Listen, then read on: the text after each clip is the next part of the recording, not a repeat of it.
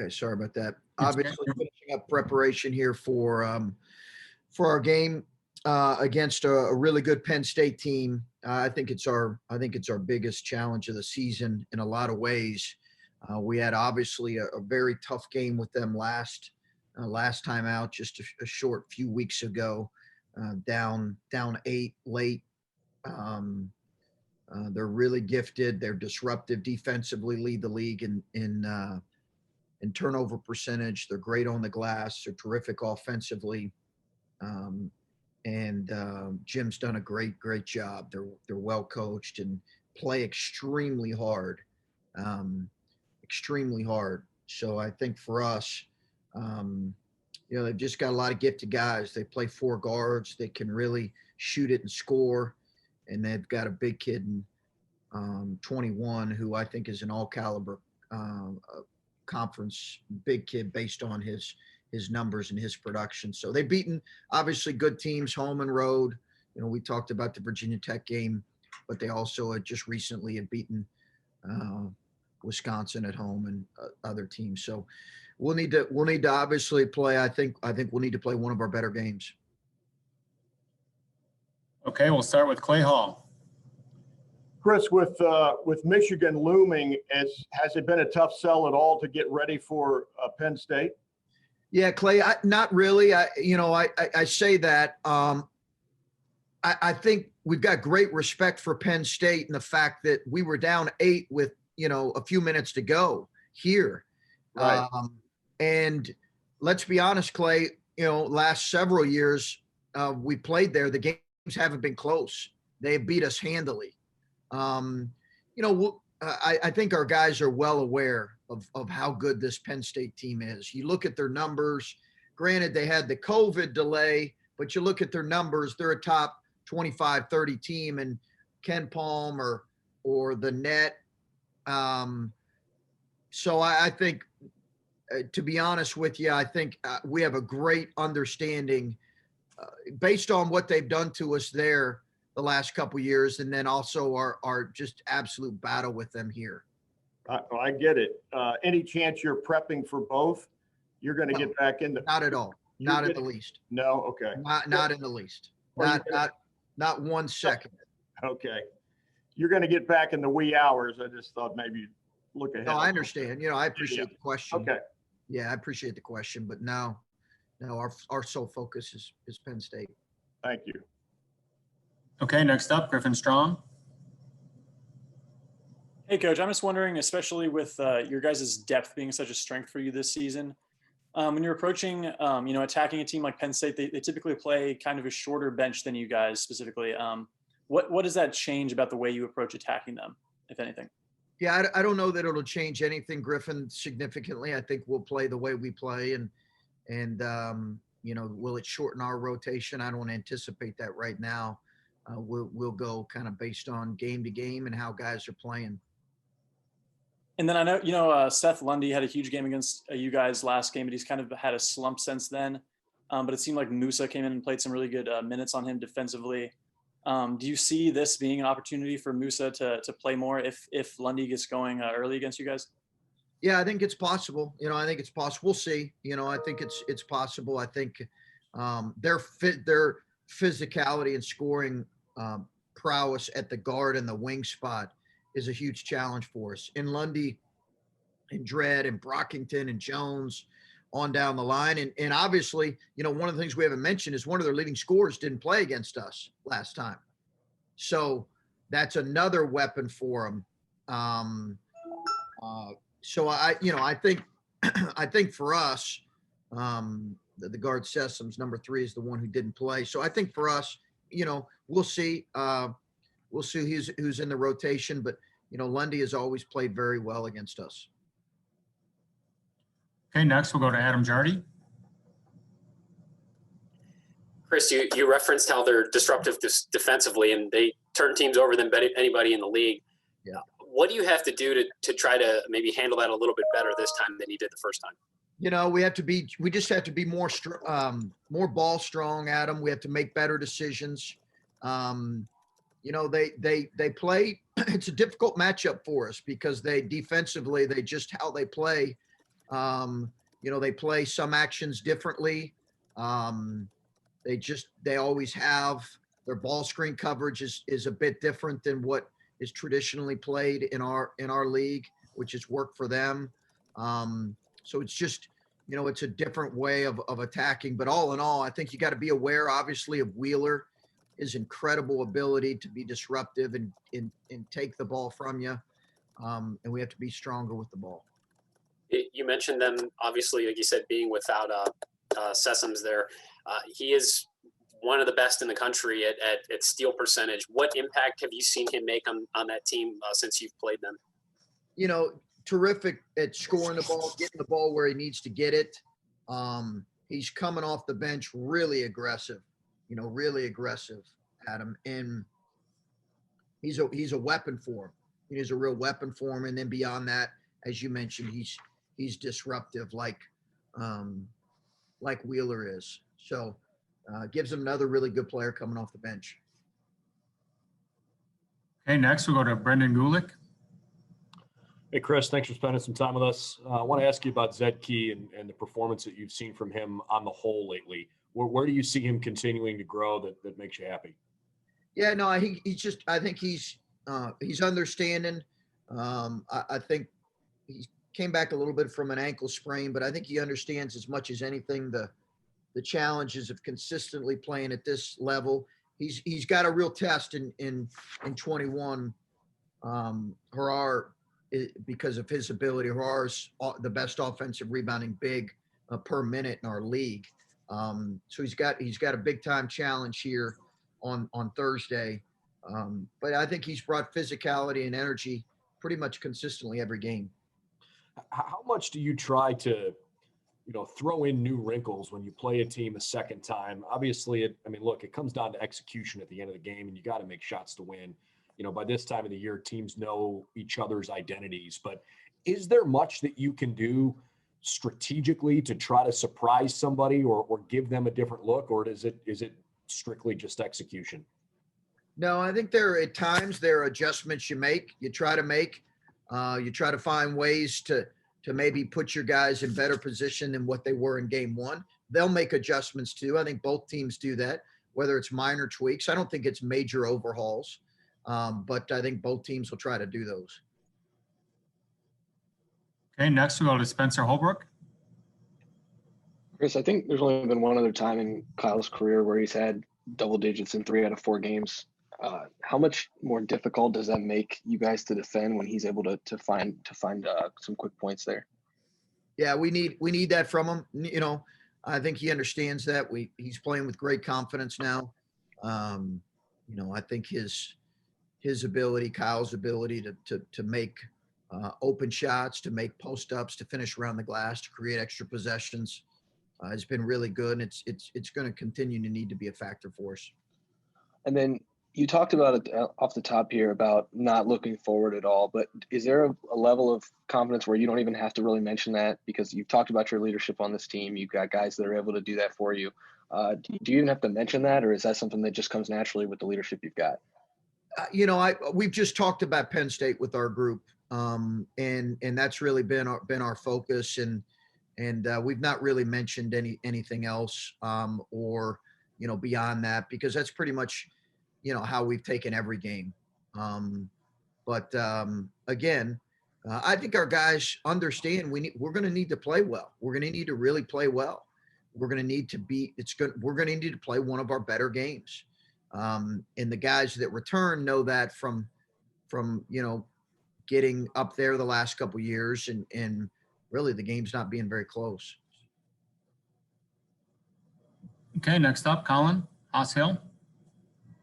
Chris, these last 6 games, 4 of them outside of the Penn State and Iowa games have been some of your best defensive metrics of the season. How much stock have you put into that being legitimate improvement on that end of the court? I hope that says something about us trending in the right direction. Some of it might have been dictated by the schedule and not playing. You mentioned Iowa, and what was the other one? Penn State. Yeah, those are 2 of the better offensive teams. So I think I think for us, some of it's schedule related, but hopefully some of it is us trending in a more positive direction. Our defensive numbers in league play, I'll be interested to see what they are at the end of the year. Obviously, everybody knows we got this incredibly brutal gauntlet here in our remaining 5 games. So I'll be interested to see if they hold up and improve from the past year. Your numbers around the defending the rim, despite not having that true rim protecting center, have been fairly solid. What's worked there, and what do you need to continue to do and get better to maintain that? Well, I think we've got to continue to be disciplined in our technique. We have to continue to make that an emphasis. I think Zed has helped with that. But it's not just on our bigs, it's on our guards as well. And I think we just have to continue to try to impact 2-point field goal percentage. You're right. It's not EJ's a good shot blocker, so I think Zed has that ability. Outside of that, we don't necessarily have that as much. But there is still a responsibility if you're out there and you're the lowest defender to protect the rim. Okay, next we'll go to Bill Landis. Hey, Chris, maybe following off that a little bit, just looking at some of your defensive numbers, some of them are really interesting. And I think maybe the most interesting might be the fact that in league play, your team's or your opponent's time of possession is kind of the fastest in the league, which, I mean, you guys don't press, you don't generate a lot of turnovers. What do you make of that? Is there something about the way you guys guard that leads to that, or about the way that the teams attack you that leads to that? I have no idea. I've wondered the same thing for the last month and a half. Because I've seen that stat as well. And it's really been that number for most of Big Ten play. And I've tried to figure out exactly why that is. And I'm not sure I have a great answer right now, honestly. Some teams are playing a little bit faster. I do think that teams try to attack us in transition. It's an interesting stat because it's a bit of an outlier from previous years.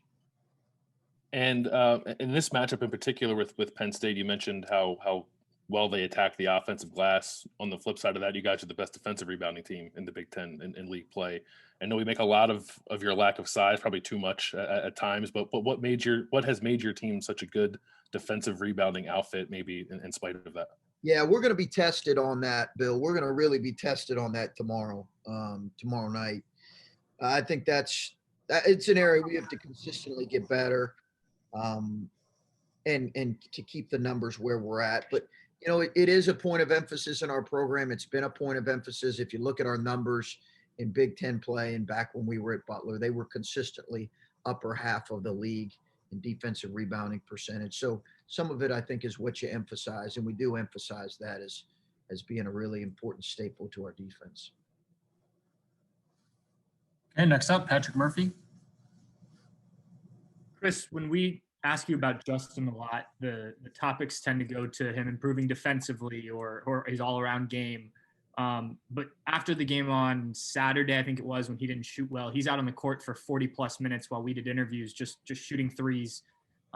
That side of his game, the side of his game that he's known at, how have you seen that develop? How have you seen him become a better three-point shooter? I know he was that coming out of high school, but the work that he puts in to perfect that shot, what do you see from him behind the scenes? Yeah, no, he's consistently been one of our hardest workers. He had one of the best summers, as I've mentioned, that we had and that I've seen a kid have in recent memory. He had a great offseason. He had a great summer. So I think that thread of and that work ethic is carried on. He's getting a lot of attention right now. He's getting typically hugged up, or teams are flying at him. So he's got to be able to respond to that the right way. And in some cases that means, he won't get as many clean looks, but his work ethic is good, really good.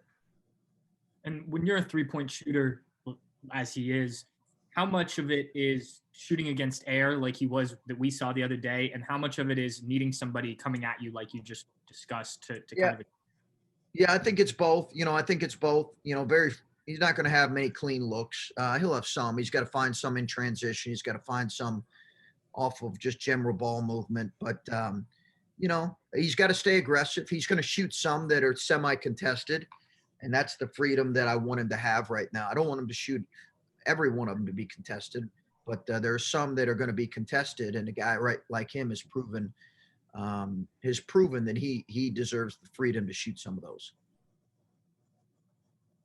Okay, we'll go back to Adam Jardy. Chris, so many of our conversations with you this year have been about how tough this league is and how statistically it ranks as the most difficult league you've ever coached in. And as you sit here and you look at what you still have ahead of you, and just kind of looking at the state of the league in general, can you just, I don't know, try to find a way to maybe explain to us a little bit what it's like to be on your side of it, where you're trying to, you're making your hay in this league, and just like, I wonder what that's like on your end. We watch the games, we look at the numbers, but like, what kind of toll does that take, or what does that feel like to be going through it on a day-to-day basis?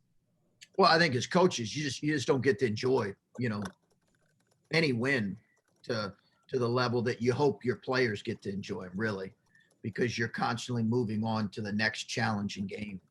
You try not to communicate that to your players because they deserve the right to enjoy wins that are in front of them. But I think when you're in a league like this, you don't really enjoy them very long because you're constantly moving on to what comes next. I think the it's certainly stressful. It's certainly the highest level of grind you could possibly expect. Certainly been the most in a lot of ways. One of the most enjoyable seasons I've ever had, but also in a lot of ways the most exhausting.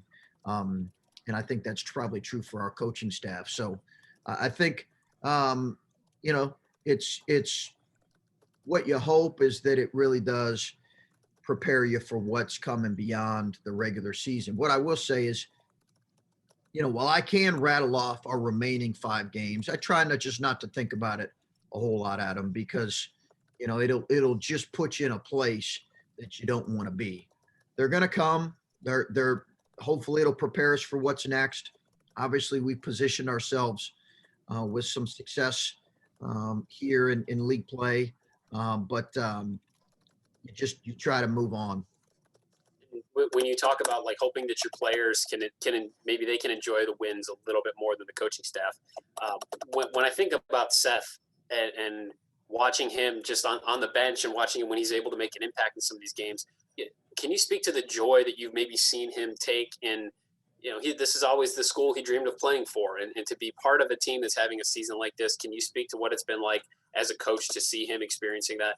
Well, that's the best part of coaching, is seeing your guys in those moments. And Seth Towns has been an enormous part of our success, and to see him celebrate and enjoy being a part of a really good team is really, really rewarding, as is the case for all of our guys. But, when a guy's coming off an injury and coming back to his dream school, that adds to it as well from a coach's perspective. But no, I think that's one of the things that make the job really rewarding, is to see guys, even though Seth understands he's not near 100%, but he also knows that we wouldn't be in the position we're in without his contributions and what he's done this year. And even when he's not making major contributions, you can tell there's real joy with his team performing well.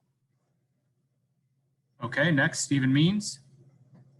Coach, this might be a weird question for you to answer, but I'm just going to try it.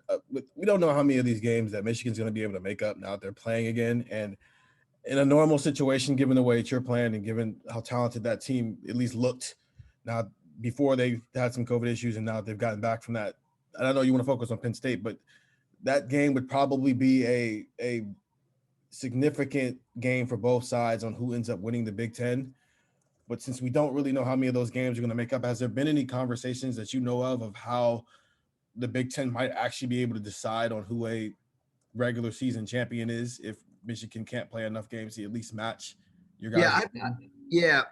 I've not heard much, Stephen, on how they would determine or decide that. I think Steve asked me a similar question last week regarding any conversations that I had with the Big Ten along these lines. And at that time, I said, I really just haven't had any. I could pick up the phone and call them and say, hey, what would happen in this scenario, that scenario. I just don't want to do it right now. There's other things to focus on that I believe are more important.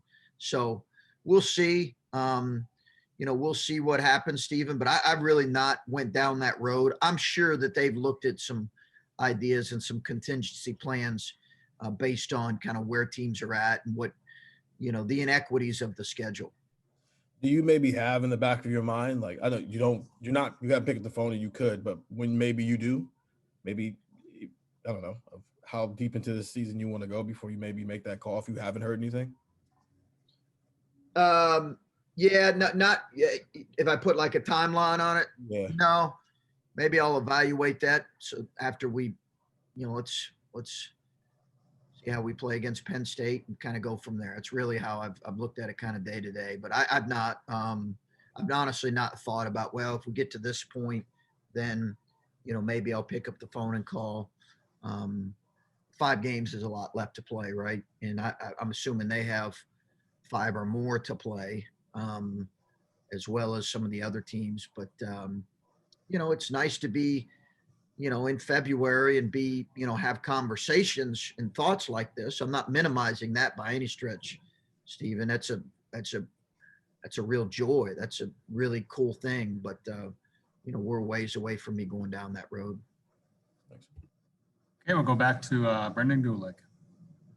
Chris, your answer to Adam's question really struck me. I recognize the overarching challenge of the league and of the job, but kind of the way you answered that made me wonder what brings you joy. What are those moments that you live for? If you're so focused on, not trying to celebrate certain wins because you're on to the next game, what makes you happy? Wow. That's quite the question there. I appreciate it. I'm assuming we're talking professionally, Brendan. Yep. I would say, I think seeing growth in your players, kind of a higher, I think seeing growth in your players, whether it's growth and success on the floor, growth as people, growth in general. If you said, hey, at the end of the day, now listen, winning games in those moments, there's a tremendous amount of satisfaction and reward in that moment. It's just you're moving pretty quickly on to the next thing. But I think anytime you can see growth and progress in your players, on the floor, in their lives, in who they are as people, I think at the end of the day, that's, there's a higher purpose to what I think we're all trying to do here as coaches and people who work with young people beyond the wins. The wins are tremendous, but at the end of the day, we are about the overall growth of our players. And certainly that means between the lines as well. And I guess just to follow up on that, I mean, do you try to find, whether it's on a game day or not, I guess just little moments where maybe you can, take a deep breath or sit back and look and say, hey, gee, the season's gone really well so far, and look what we have accomplished. And, this is something that we should recognize and celebrate as we're working. Yeah. After a win, I'll take some time to, put the phone up and enjoy that moment. And, it used to be with family and extended family in the house, and, you'd put the phone up and you'd forget about basketball for a while and you'd have a meal together. And, I've got family that live in Cincinnati and they'd all come by, and, that would be a great time for us because they love coming to these games. But now it's obviously a smaller get together, but those times for sure. Okay, we got time for one more. Spencer? Chris, you talked about after your last game, the complacency in practice and the complacency in what you guys are doing. When you turn on the film from your practices, is there anything that you see that is becoming complacent, and how do you address that when you're this late in the season? I think you just address it head on. You address it when you see it. You address it you don't try to make it up, but you address it when you see it. You address it in practice. You know, I think that's you just be honest about it. And I don't think you necessarily go looking for it, but I think you're aware of it. When you've had the amount of success we've had here in the last couple months, but you address it and you try to, you know, keep an edge to your group and to your team. I thought we played with a real edge last week. We'll see if we can play with, you know, with edge on Thursday. But I give our guys credit for that, but you know, we'll have to play with tremendous edge and competitiveness on Thursday.